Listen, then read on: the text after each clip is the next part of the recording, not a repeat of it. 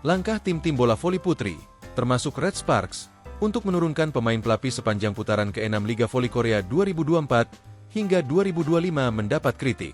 Teruntuk Red Sparks, Ko Hae-jin selaku pelatih sudah memainkan seluruh pemain cadangan dalam 3 laga terakhir.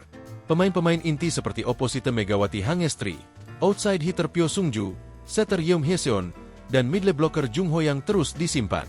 Megawati bahkan sudah tak diturunkan lagi sekitar 2 pekan lalu, tepatnya sejak set keempat laga menghadapi GS Chalters pada pembukaan putaran ke-6.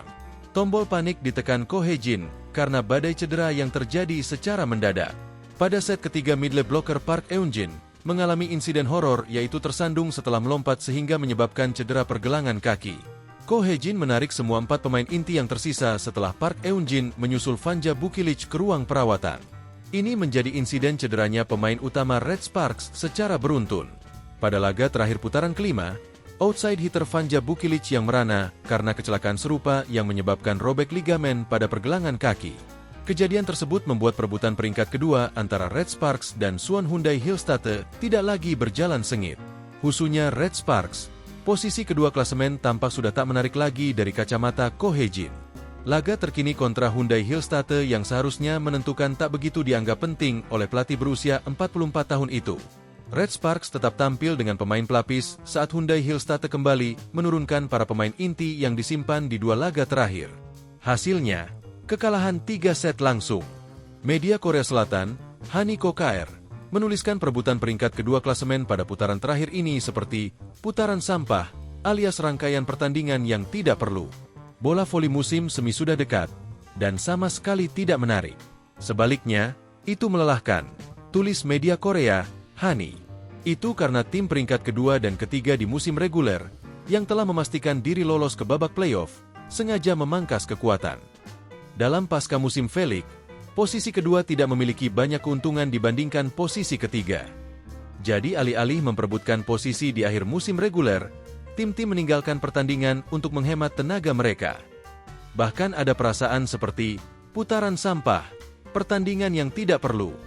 Keuntungan tim peringkat kedua hanya memiliki memainkan pertandingan pertama dan ketiga playoff di kandang.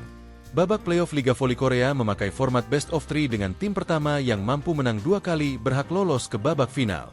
Artinya, keuntungan laga kandang akan hilang apabila babak playoff sudah diketahui hasilnya pada pertandingan kedua. Masih menurut media yang sama, Liga Voli Korea dirasa perlu mengalami perubahan format kompetisi pasca musim. Liga Basket Korea menjadi rujukan. Persaingan di playoff lebih adil karena diikuti 4 tim dengan tim peringkat 1 menghadapi tim peringkat 4 dan tim peringkat 2 menghadapi tim peringkat 3. Sementara Liga Voli Korea menggunakan sistem promosi.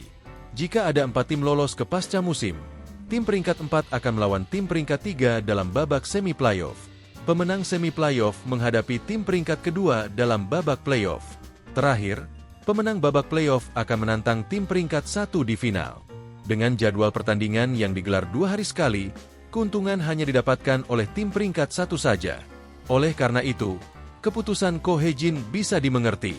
Lebih diperlukannya kebugaran pemain saat babak playoff membuat potensi cedera lainnya harus dicegah semaksimal mungkin. Jika tetap memaksakan menurunkan pemain inti pada sisa laga putaran ke-6, maka risikonya akan besar bagi Red Sparks. Red Sparks tinggal menyisakan 2 laga lagi di musim reguler. Semuanya akan berlangsung di markas tim di Chungmu Gymnasium. Red Sparks akan menjamu Gwangju I-Pepper Savings Bank pada 14 Maret dan kemudian Gimcheon Korea Expressway Hi-Pass pada 19 Maret. Download Tribun X sekarang, menghadirkan lokal menjadi Indonesia.